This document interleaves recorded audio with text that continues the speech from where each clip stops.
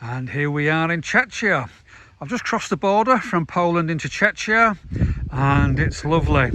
For the past few weeks I've been in Sweden and it was flat, and in Poland and it was flat, and I've just crossed the border into Czechia and it is green and it is lush and it is full of trees and there's lots of rolling hills and it is beautiful, and I'm really excited to be here. So why am I doing this video? Well, someone sent me a message saying, why do you carry so much kit? You look overloaded. Well, I thought I'll do a small video just to explain.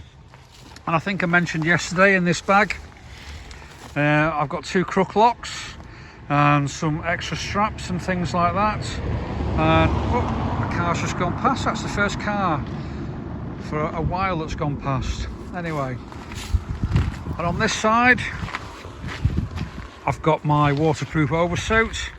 The suit that I've got on now is quite good, but it's not good enough for prolonged rain. So if it's some serious rain, then I put my waterproof oversuit on.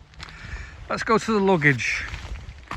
This is my technical box, this pan here. I've got a leisure battery in there and I can charge all my USB devices, things like my iPad and cameras and phones and things. I can also plug my laptop into it as well, and I can get by for about a week with it before it needs recharging. I've also got an extension lead, so if the campsite's got electric, I can plug into electric if I need to, and an adapter cable for Poland and Czechia. And I've got another couple of bags there, one with a puncture outfit and a compressor, and then there's another bag with nuts and bolts and cable clips and things like that. So that's my technical bag. On top there, I've got my OCX collapsible seats and my OCX collapsible bed.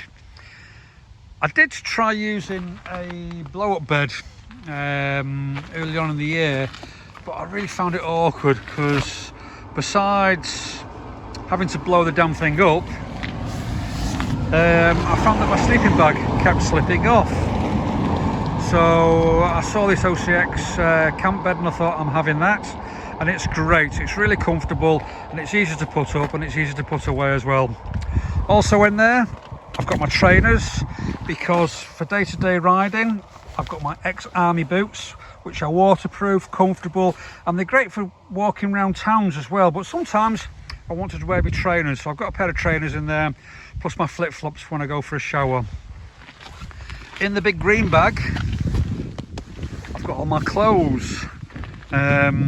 3 sets of underwear and socks, a couple of t-shirts, I think 4 t-shirts, a couple of fleeces, a pair of jeans for walking around in, and a pair of riding jeans, washing kit, towel, and some other bits and pieces. That's all my clothes. On top there, in this little bag, I've got 2 sleeping bags. Why have I got 2 sleeping bags, you may ask? Well, when I started this trip, I had 1 sleeping bag. But when I got to Sweden, the nights were exceptionally cold and I couldn't survive, so I went and bought a second sleeping bag. So what I do now in the evenings, because usually it's about 4 to 5 degrees in the evenings in this part of the world, I put the first sleeping bag in the second sleeping bag and I'm as snug as a bug in a rug. It's great, nice and warm. The only problem I find is getting out of bed in the morning, because I don't want to get out. It's too cold outside and I want to stay in bed. I've also got 2 pillows in there as well. Not the blow-up pillows, because I found that the head slips off. I've got the small ones that you roll up and put into a compression bag. And why have I got 2? I like my comfort, so I've got two pillows. And in there I've got my cooking equipment. I use a Trangia stove and a Trangia kettle, and it all goes into a small little compartment.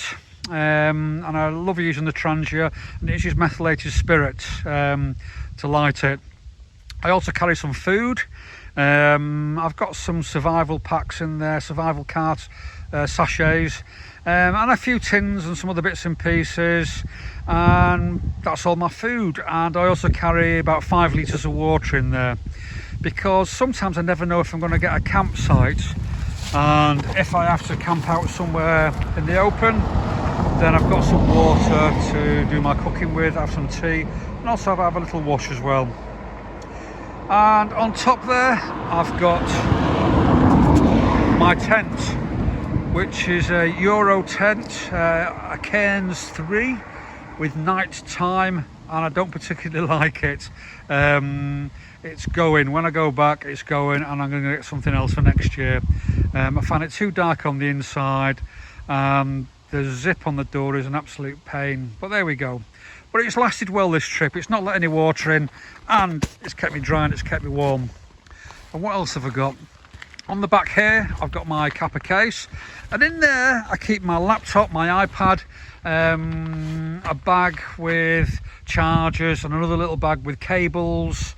I've got a flask in there which I put coffee in, and I like to put the electrical stuff in there because it keeps it safe, keeps it waterproof, and if I need to stop somewhere, at least I know my laptop's safe.